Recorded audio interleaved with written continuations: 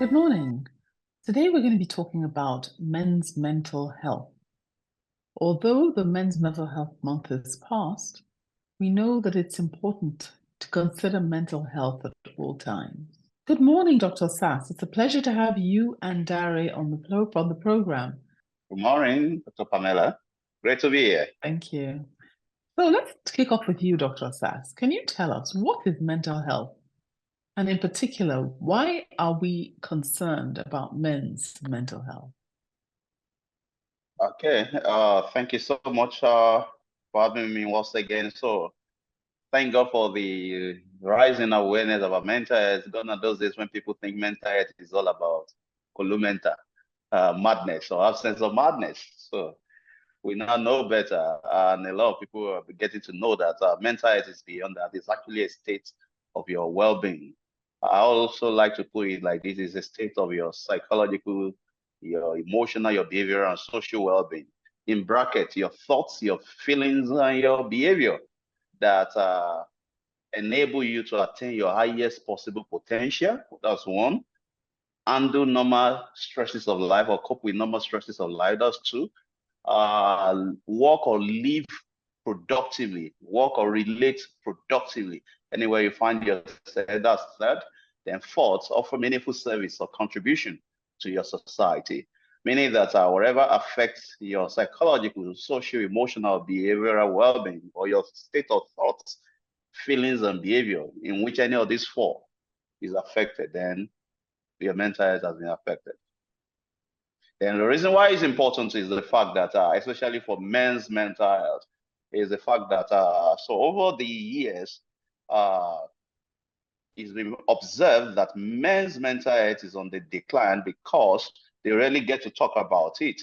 And also it's found that male suicide ratio to female suicide ratio is about 3 to 4.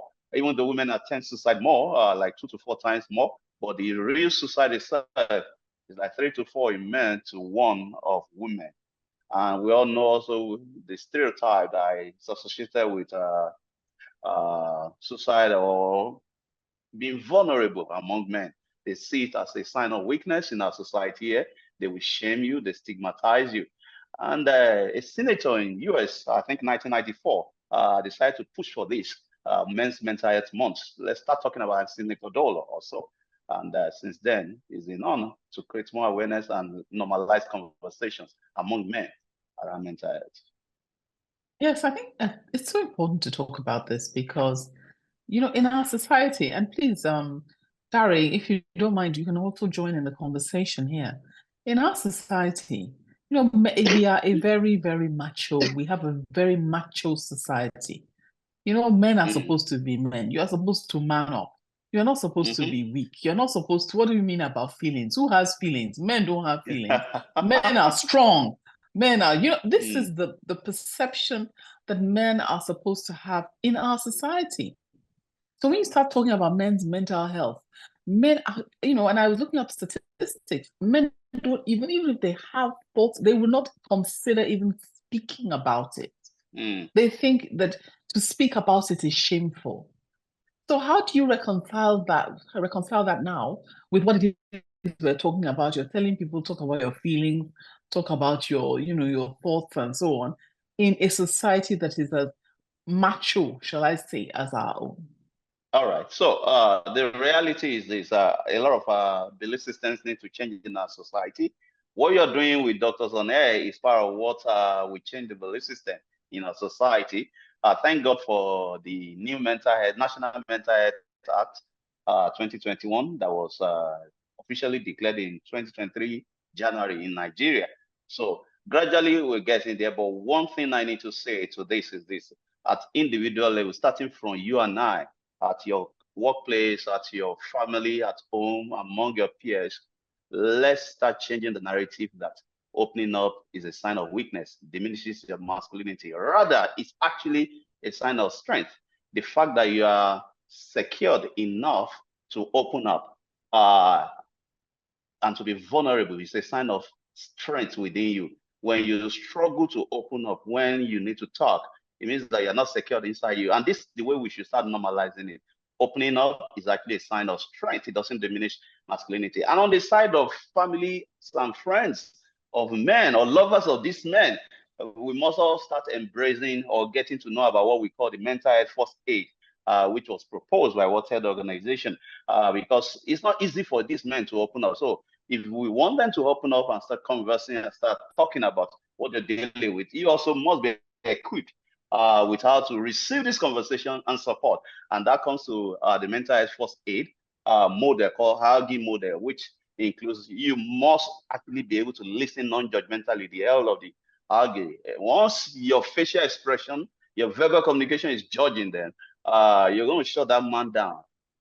And that's the issue. They're talking about listening, non-judgmental listening. But who's going to do this listening? If you look at men in our society today, there's so many stresses, there's so many issues that affect them. So, for example, talking about things like the financial issues, stress issues, workplace issues. I actually know one thing about this. Let me ask you, can you tell us what are the common, mental health issues that affect Nigerian men in particular today? Okay. So definitely commonest mental health issues in our society are that of mood disorders and the rising spate of substance abuse in our society. So I think it's actually a competition between mood disorders and substance abuse currently, even though I think we're still in denial of the epidemic of substance abuse in our society, all manners of substances. However, to talk about the issues related to these common mental health disorders, I will want to just quickly address the triggers. All right. So there are a lot of triggers or stressors that can trigger this, including separation and divorce in a marital relationship crisis, to poverty or economic crisis, which is even escalating presently, then down to a couple of issues like physical health challenges. I've worked with a client, a 56-year-old man, who unfortunately at his age, for 56, having prostate issue that affected his ability to perform sexually, and that sank him into depression. But there are varieties of risk factor, or what we can call triggers. But this is where I want to need this discussion. Oftentimes, people see only the triggers or the challenging situation that are happening in the moment, on the present. But what I've found over the years is that a lot of challenging situations on the present that we think are the main trigger of the mental health issues in this man are actually anchored on the latent challenging situation that they didn't deal with while growing up, especially what I call childhood trauma. So, for example, a young boy that has grown up facing a lot of invalidations. He cares not taken when he grows up to become an adult. Please explain what you mean by invalidation. Okay, good. Thank you. So for example, the common one, I will go from the common one to the one that is not that overt. Now, a boy and a girl child playing, let's say they are both 6, 7, 8 years old, and the boy hurt himself, and daddy and mommy quickly caution him while he's about to cry or he's already crying. Say, how can you be crying? And you call yourself a boy. Are you a girl? You are invalidating the strength of that boy. A boy asks a question. He asks a question from the father because that question comes across to the father as challenging my authority. He shouts at him, asking to keep quiet. Don't talk, don't ask questions when I'm talking. You are invalidating that boy. A boy is trying to discuss something with a parent or contribute an idea or opinion. You shut him down, you are invalidating that boy. He cares not taking. When that boy has been programmed by that kind of experience, which we can classify as an adverse childhood experience, we grow up. In the workplace, when he's undergoing a kind of bullying by a senior colleague, he has learned to suppress his voice over the years. Don't expect him to suddenly find his voice, even though he has become an adult, and he will now keep it inside. He keep it inside. He might even have a wife, and he will still not want to talk about it because He has been programmed to see voicing out as insubordination, going against the authority, or not manning up enough. And these are the real primary triggers that must be looked into, not just the challenging situation they are facing in the present. Another classical example that I've often seen is extreme poverty. Extreme poverty has been classified now as an adverse childhood experience by World Health Organization. And by extreme poverty, we mean essentially social deprivation. A boy child, I'm referring to a boy child now because we're dealing with men's mental health, has dealt with or faced all his life growing up a lot of deprivation, basic needs of life. He asks daddy, I need to buy this. My mates are doing this. And daddy shouts at him that, do you think money grows at the backyard in my house? Or do you think I'm plucking money from the tree? It's a programming for that boy. One of the programmings will be, it's extremely difficult to make money.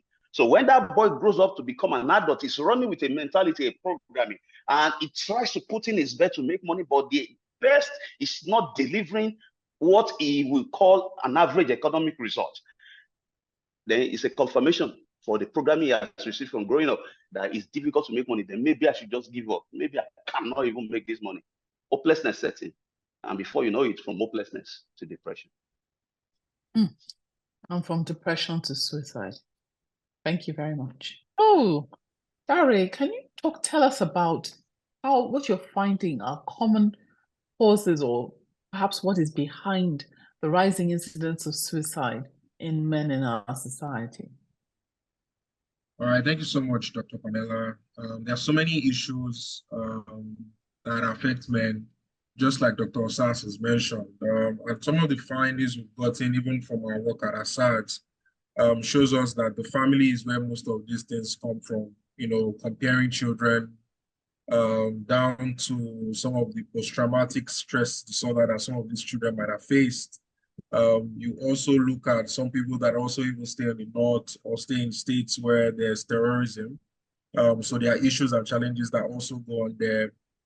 You also look at the poverty rates, right? A lot is going on in Nigeria at the moment. A lot of people cannot afford to buy things. There are currently jokes on social media saying anybody that can buy 2 bags of tomato must be doing cultism or doing ritualism for such a person to be able to afford it.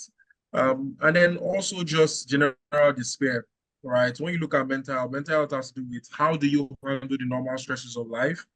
And people are committing suicide because they can no longer handle this life so-called challenges, right? And we don't have platforms. Sadly enough, June is the only month we get to celebrate men. Father's Day. After June, we're not going to have any other celebration that will celebrate men, sadly, right? So yeah, so I just think, aside from all of these issues, I think we should have more of these conversations. It should be something that happens monthly. I also think we need more platforms where people can be able to talk, places they can go to. They actually are professionals like Dr. SAS, so many other organizations that people can go to. So yeah, so that's just my own take in terms of some of these issues that men have to deal with, basically. And then the popular slang of man up. As a man, you are seen to be a strong person. You can't show weakness. If you are seen as a weakling, they would associate it with, oh, maybe this person stayed with their mother growing up. All of those stigmatization that comes to mental health, even for men. And that's one of the reasons why men don't feel comfortable opening up, right? Basically. So, yeah. All right. So to add to that, all right, I think also one of the challenges we are facing in Nigeria with escalating mental health crisis among men and even society is the fact that we have not really explored connecting mental health promotion with workplace productivity for especially men. Whether we like it or not, men are designed to be work-minded. In fact, we measure greatness, our success in life, our progress by our work. And that's the wiring for most men. And unfortunately, that's the bitter truth. So one of the things I found out is that if a man is not doing well with his work or is doing below the average expectation, whether by family and friends or contemporaries, it easily weighs them down. And if they don't have the right support circle, it can nosedive into anything. So one of the things that I've seen working practically in Nigeria is organizations that have deployed employee assistance program effectively. So we're seeing more of men, and I'm saying this because my center handles for a couple of companies in Nigeria, and we're seeing men calling the EAP line to open up, especially when there's a depreciating performance at work or there's a rising conflict rate in the team of that person, traceable to that guy. The managers, the HRs have been trained to quickly spot it because they've gone through mental health first aid and recommend that this person calls the EAP line. And because they know that the EAP is outsourced, it's not handled by any of their colleagues. So they are more comfortable a little bit to call the EAP line. And this is really what we are seeing a lot of men calling the EAP line, opening up. And it can really help if you tie work to mental health promotion for men. No, I think these things are all, I think, so important. And I think as we're talking about men and we're talking about having them, talk more about the kinds of things that affect them, I don't know what you can do about just your circles, because, not going in deep into the issues of like substance abuse, etc., but even just your friends. There's whole issue of pressure on social media. There's pressure among peers, particularly in the younger age group. And these are very, very vulnerable young people, particularly in the teens, going into the early 20s. How do we, how can we support them? How can we help them deal with some of these social media and other pressures that they have? Because even at that age, parents are often separated from children, because when they go through their teens, etc., they move more to their peers. But then it is those peers themselves that can be the source of a lot of pain and grief for them. So just, okay, just if I can quickly, okay.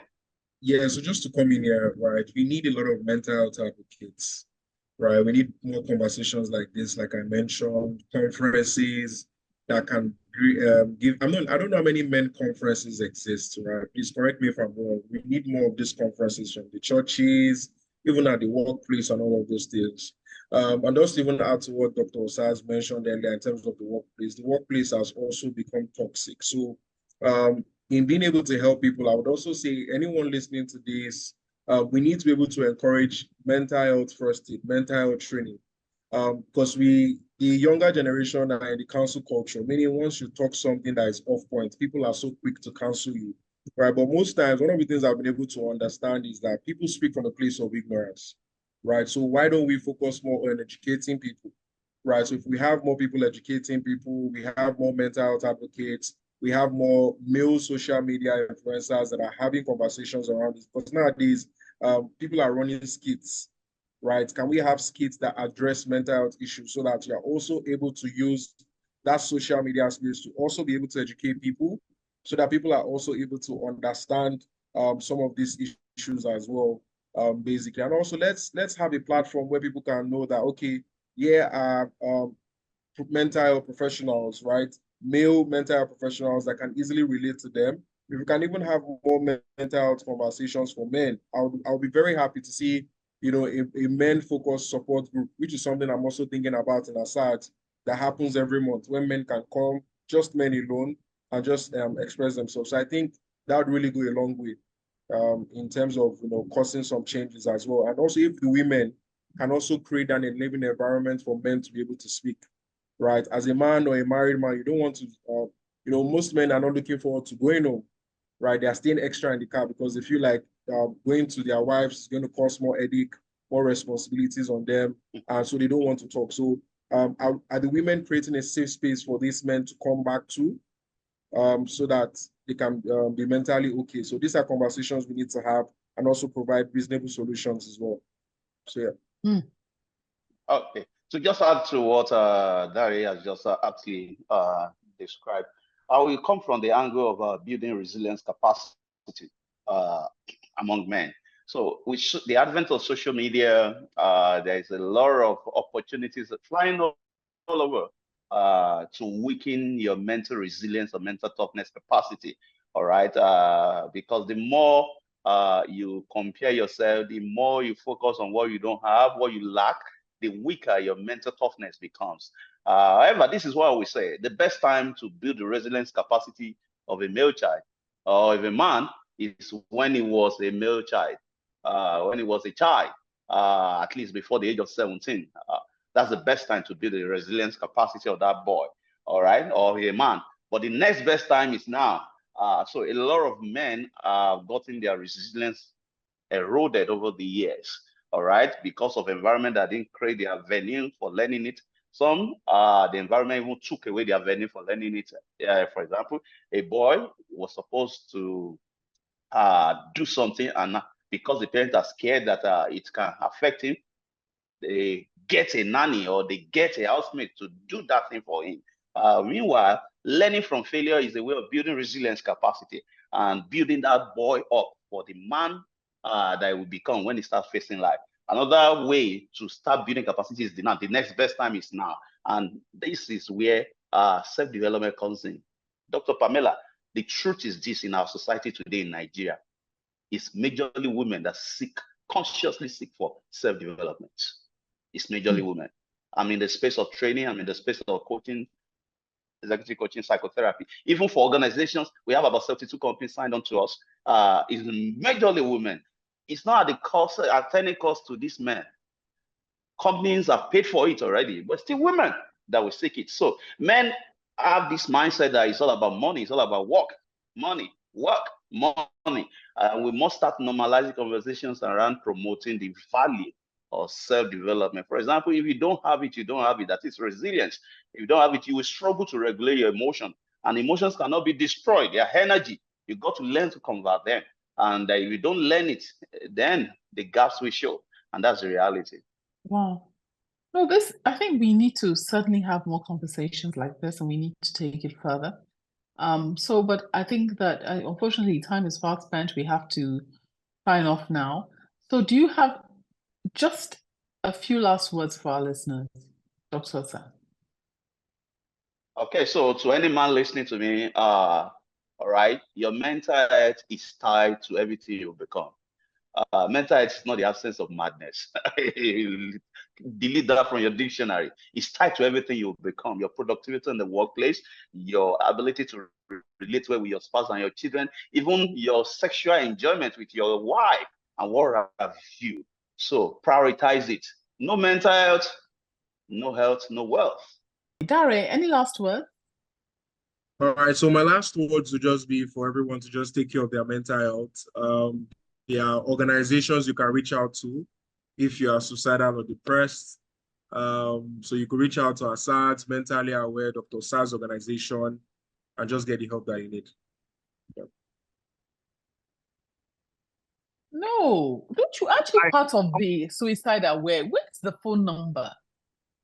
So it's anti-suicide and depression squad. Let me just check for suicide. Yeah. That's the one. The Dr. Sas has promoted himself already. There's a phone line. I want a phone number that people can call. Okay, you know what? I'll just drop my number for people to call. Yeah. Okay. Okay, so let's do it again here. So are we still rolling? Yes. Go. Just go. Go. Okay. All right, everyone. Thank you so much for watching. I just want to speak to the ladies and the men. Please, for the ladies, create an enabling environment for the men in your life to feel comfortable talking to you. Go for workshops, mental health workshops.